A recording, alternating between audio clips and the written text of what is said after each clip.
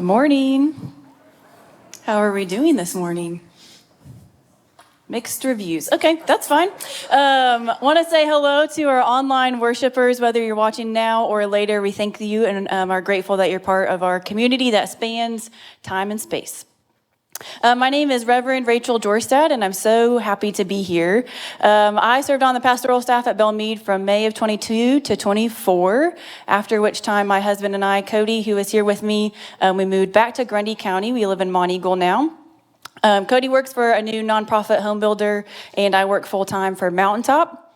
Hopefully that sounds familiar to you, as it is a mission partner. Your youth and adults served with us just a few weeks ago.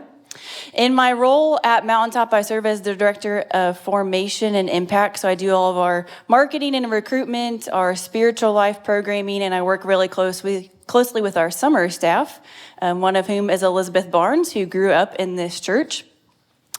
Last summer, I was commissioned as a provisional deacon in the United Methodist Church. So I'm a deacon like Pastor Gracie is, and our calling and our ministries center around compassion and justice, and I get to live out that work at Mountaintop. The term commissioned as a provisional deacon means I started my 3-year residency program. It's basically ministry on probation until I, God willing, get ordained in 2028. I started my ordination journey when I was here at Belmead in 2022. And so if you're like, wow, that sounds like a really long time, that's because it is. It takes a long time to do this process, but the last thing I want to say is at the beginning of the summer, your first guest preacher was Rachael Hagwood, and she promised you that your summer would be bookended by Rachel's. And so here I am, closing the loop for all of you. But let's talk about Ecclesiastes, which is our passage text this morning. You are welcome to turn in your pew Bibles to, I believe, page 614, or your other Bible, or your phone if you want to as well. So Ecclesiastes is this really quirky book of the Bible. If you haven't heard anything from this text, you might have, the passage that we read this morning might be the one that's familiar to you, or at least this prevailing wisdom that there is a season for everything. We don't know who wrote the book or exactly when they wrote it. It's dated between 350 and 250 BCE. And the author opens the book by introducing this teacher who might be King Solomon or another descendant of King David, but also not entirely sure as well.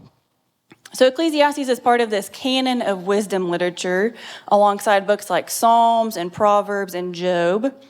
And these wisdom writers are trying to make sense of a life based on what they have lived and seen and experienced, and try to help others have a successful life as well. This book has no plot. There is no storyline.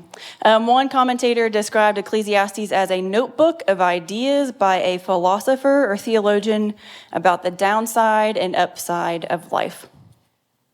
This teacher opens with, in chapter 1, verse 2, "Vanity of vanities, all is vanity." This word vanity is a translation of the word hevel, which can be translated into vapor or smoke. Some translations use words like emptiness or futility, uselessness or absurdity. Basically, the teacher is trying to convey that life is temporary. It's fleeting. It's like a wisp of smoke that you can't quite grasp. There's so much beauty and goodness in the world, but it can all vanish in an instant. And so the teacher is trying to figure out, how do we build a life of meaning in the midst of all of that? What is the point of working or overworking? What is worthwhile when everything feels temporary? What does it look like to pursue pleasure in the face of death? Death is this great equalizer. No matter who you are or where you've come from or what you've done, whether you're counted as righteous or unrighteous, a fool or wise, you don't make it out alive. Which is to say, this book is also not very uplifting either. If you are a person who is comfortable with dark existential questions, if you are comfortable or even enjoy melancholy, Ecclesiastes is the book for you. Because it's a very sobering text. It's honest. It's raw. It's asking all of those illogical, unfair, unanswerable questions about life. And I'm so glad we have a book like this included in our scriptures that models what it's like to ask all of those big, unwieldy questions. It does not offer much in terms of hope. We're going to get to that. But it invites us to reflect on what's important. How do we build a meaningful life of joy in the midst of harsh realities of life?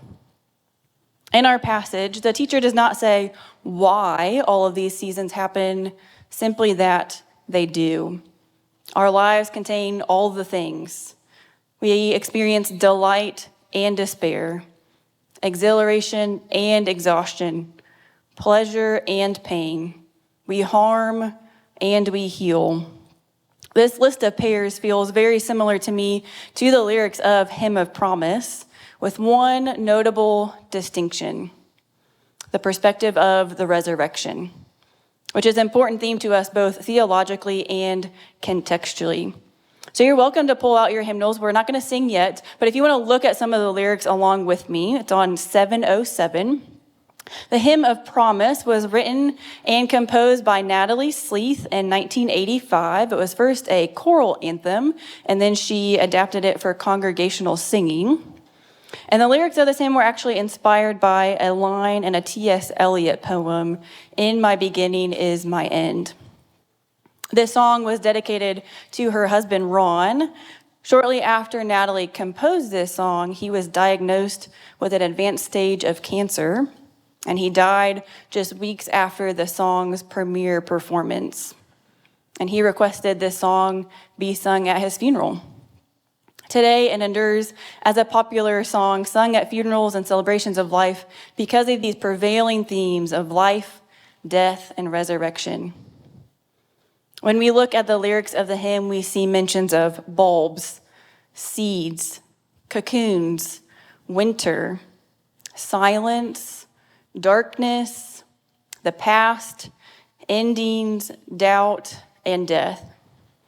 And then all of those times and places and states of being are connected to something else: flowers, trees, butterflies, promises, spring, song, dawn, the future, hope, beginnings, believing, resurrection. As I kept reading over these lyrics, I kept thinking of the book by Barbara Brown Taylor, Learning to Walk in the Dark. Barbara Brown Taylor is an Episcopal priest and a prolific spiritual writer, and she writes in that book, "New life starts in the dark. Whether it is a seed in the ground, a baby in a womb, or Jesus in the tomb, it starts in the dark." And I think that's what Natalie is trying to get out here. In all of these unrevealed places, there is a promise of new life. When we look at the text of Ecclesiastes and the lyrics of this hymn, I don't think that either author is trying to assign moral value to any of these experiences. As they pair experiences and seasons together that fall along this spectrum, they're not declaring that one half of every pair is good or bad or to be avoided. I think all of the authors are trying to acknowledge that all of these things are part of what it means to be a human. As I mentioned earlier, I lead the creation of Mountaintop's spiritual life programming, and every year we have a different big theme, and this year's theme is Share the Light, based on John 1:5. And under this big umbrella theme, we have different daily themes. And so this summer, our week started by thinking about what does it mean to share your light, and that all of us have a unique light within us that God has given us. But before we share the light, we have to embrace our light and be open to all that God has for us. We talked about what it means to live in the light. What are those acts of light giving and light sharing?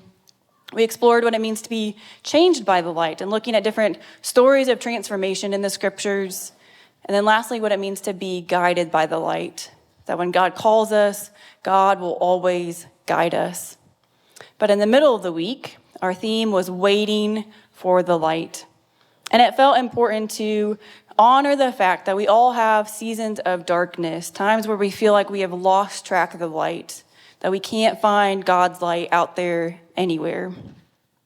It felt important to me that we hold the necessary space for the necessity of darkness and the full landscape of our spiritual formation.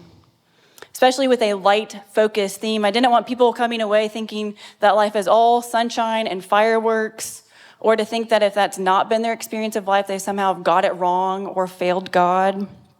I wanted to stay away from toxic positivity and our inclination to just draw a silver lining on bad situations.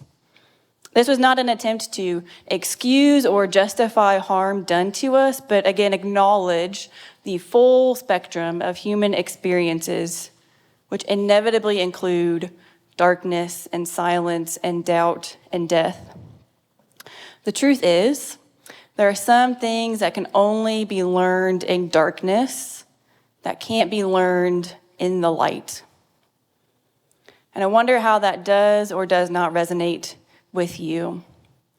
There are some things that can only be learned in the darkness that can't be learned in the light. I'm wondering what you have learned in seasons of grief or loneliness or immense struggle. How have you come to understand God differently through seasons of hardship or heartbreak? What was on the other side of the disappointment, the devastation, the divorce, the diagnosis that you may have never otherwise discovered? I tried to make a list of things that are true in all seasons, and I came up with 2 things. You might have more on your list, but the things I settled with were all seasons end, and God is with us in all seasons. The first, all seasons end. I follow a writer who likes to talk about the wisdom of the phrase, for now. I am sad, for now. I feel lost, for now. I'm in a dark place, for now. I think there's a lot of comfort in these 2 words because they remind us that not all seasons last forever. For better or for worse, there are some seasons that we want to hold on to that are great and we don't want them to end, or we would go back to them if we could.